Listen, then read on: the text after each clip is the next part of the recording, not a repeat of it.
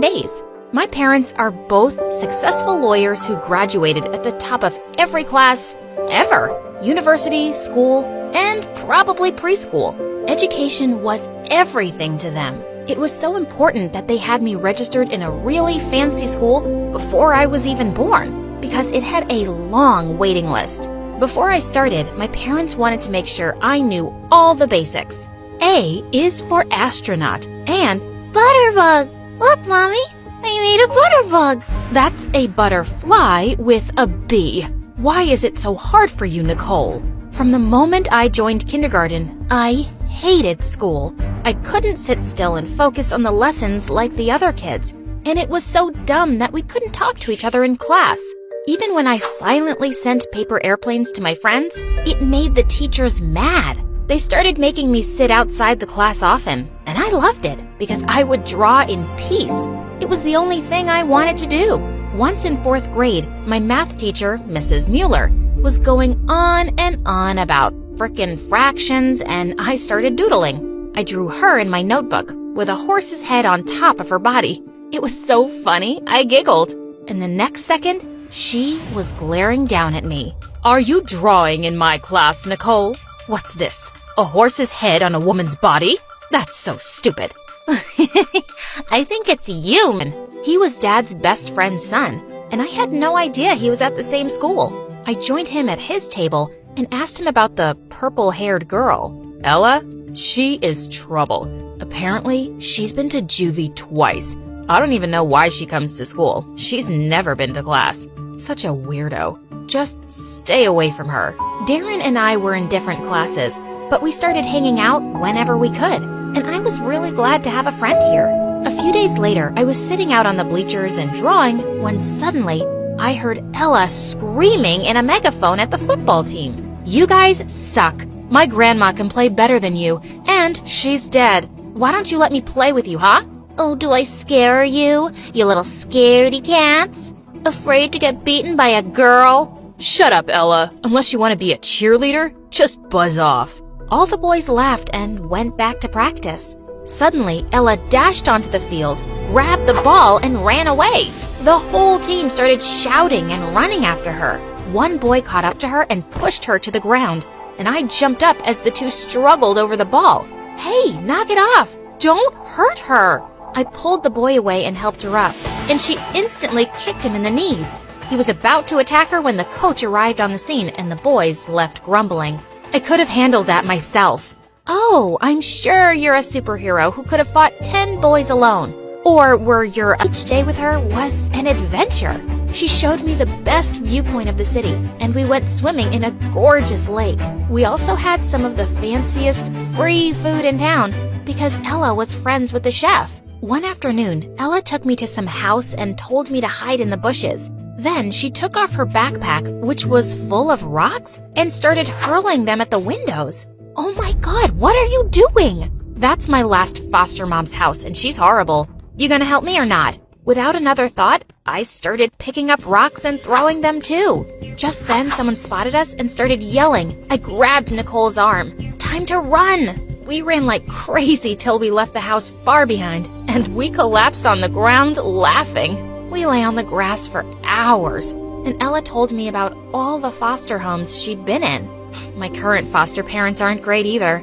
They hardly do anything for me. If I need new clothes, I have to shoplift them. It's why I've been to juvie twice now. Wow, that sounds tough. It's okay. I'll be out of here someday, and I'll do something amazing with my life. But for now, I'm really glad I found a friend. She pressed my hand gently, and I felt all warm inside. Later that night when I got home, I almost screamed to find Darren in my room. Jeez, you scared me. Why are you here? Why were you not here? You've been hanging out with that weirdo, haven't you? Darren, it's none, and we both went crazy on the walls. Wow, what a thrill. This was so much fun, Ella. You are so much fun. She smiled at me, and she looked so lovely in the moonlight. Feeling impulsive, I leaned forward and kissed her. Then, realizing what I'd just done, I pulled away. What was that? I'm so sorry. I don't know why I kissed you. No, I mean, why did you stop? She liked it? I pulled her close and kissed her again. It was the most amazing night. But the next day at school, I got a huge shock. I was called into the principal's office, and my parents were already there. And I was suspended for a month for spray painting his house. He had a video of me and Ella in action. If it wasn't for Darren who gave me this video, I would have never had the proof to expel Ella.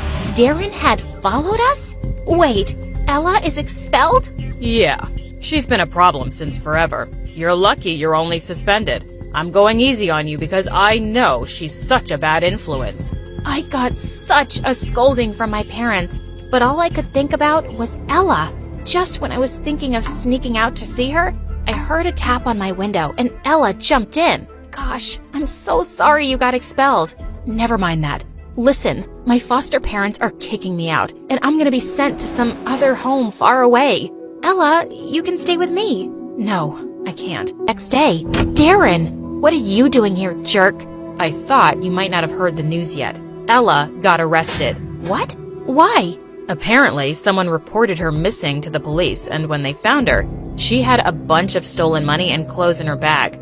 I told you that chick was trouble. It was stupid of you to reject me and go around kissing that weirdo. I couldn't stand him anymore, and I gave him a hard slap. You never had a chance with me, Darren, because you're a creep. I slammed the door shut, but I could hardly believe it. Ella had been arrested because I'd reported her. She would never forgive me, and I'd never see her again. Seeing how miserable I was, my parents went easy on me, and I barely came out of my room the month I was suspended. But then one night, I suddenly got a text message from Ella. Sorry I've been missing. It turns out someone told the police. I was the only kid of 2 loving parents who worked really hard to provide for me. They always wanted me to have the best education, so when I was 8, they helped me study for a scholarship to a prestigious school, and I got it. On my first day, I was walking nervously down the hall when I saw a kid on skates rushing straight at me. I instantly jumped back and crashed straight into a girl.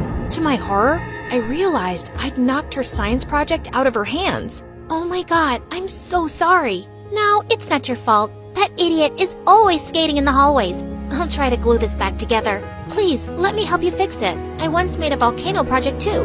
The girl's name was Jenna, and I found out we were in the same class. Soon enough, her project was as good as new, and that day, we became friends. My parents adored Jenna, and her parents loved me too. Even though Jenna was from a super rich family, she was always so down to earth, and that's why I loved her.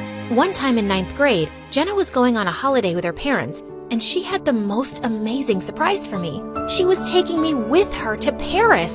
And when my parents said yes, I was on cloud 9. I was having the best time with Jenna in Paris. We visited the Eiffel Tower on our last day, and while we were busy taking selfies, a woman came over and said to me, "Wow, I've never seen eyes as striking as yours. Would you allow me to take some pictures?" I agreed, and the woman took some shots, and that was it. But when I returned to New York, I got the shock of a lifetime with him, but there was no way I could back out of it. And when I got to Jenna's party 3 hours later, there was a disaster waiting for me. Jenna was sitting on the floor with her makeup smudged and only a few friends around her. The minute she spotted me, she came running angrily. "How could you do this to me, Alice? I really wanted to impress Justin. You were the celebrity guest, and his friends were so disappointed when you didn't show up. They all just left. Jenna, I texted you. I'm sorry. And wait, what kind of guy leaves his girlfriend's party when— Oh, shut up. Don't drag Justin into this. It was the least you could do, since you became famous because of me. All of this happened because I took you to Paris, and you're so thankless. Just get out of my house, Alice." Wow, you're acting crazy, Jenna. "Oh yeah?